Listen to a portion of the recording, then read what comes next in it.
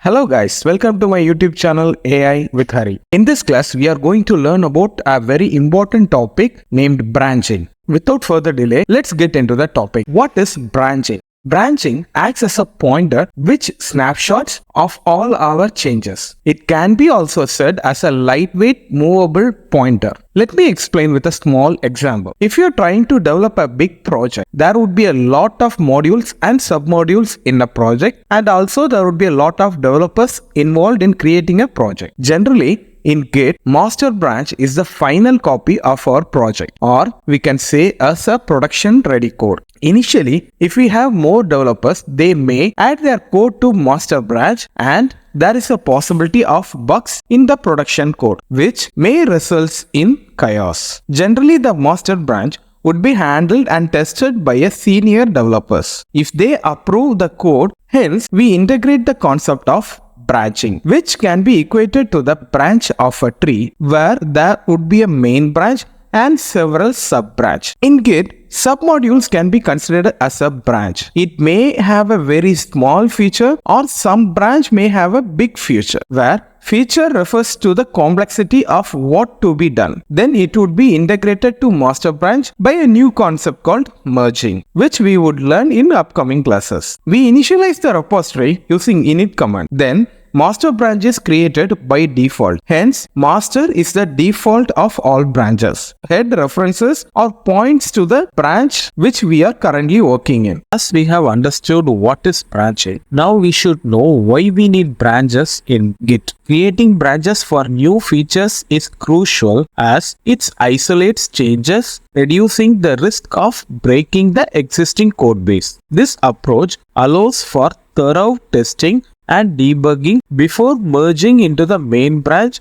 and ensuring the code stability. In software development, branching can be actually created in two ways. One through remote branch, that is by making use of GitHub, and the other way is to create the local branch by making use of Git. Remote branch would be discussed once we learned and configure about GitHub. Now we would move on to the visualization part, which would make you understand in better way. Now, by clicking this link, you can see that this page the following page gets opened up. You could see that first commit has been done on the branch master and the head is referencing to the master. Now let's do another commit named second commit using git commit command, and you can see that head is referencing to the same master branch but to the latest commit, that is the second commit. Now we will create another branch using the command git branch and the branch name. In this case, we will make use of the branch name as login. Now you could see a name login below head. Even after creating a branch, head is still referencing to the master branch only. Now using checkout command, we would switch branches. The command would be git checkout login, where login is the newly created branch name. After executing this command, you could see that the head reference has been changed from master to login. Now if I execute commit command, it gets committed in the login branch. The command would be git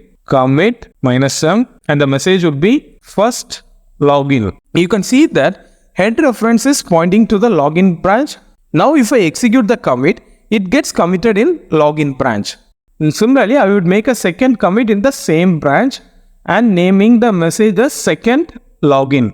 You can see that the head reference pointing to login branch to the latest commit, that is the second login commit. Now I will switch my branch to master using the checkout command. The command would be git checkout master.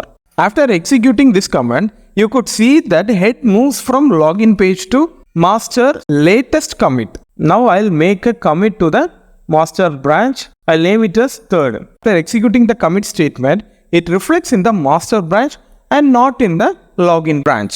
Now I'll create a new branch named transaction and switch to the transaction branch using the checkout command. You could see the changes in reference head as it moves to the transaction branch. If I do the commit, it gets reflected to the transaction branch. Also, head points to the latest commit on the current working branch. After executing 2 commits on my transaction branch, and if I switch back to my master branch using checkout command, you can see that head reference has been moved from transaction branch to master branch. And if I do a commit over here, I'll name it as 4. You can see that commit has been done on a master branch and not on the transaction branch. That's it. Hope the visualization part is understood clearly about branching. The link to this website would be given in the description, and the practical implementation would be done on the upcoming classes. Please do subscribe, like and share with your friends. Happy learning.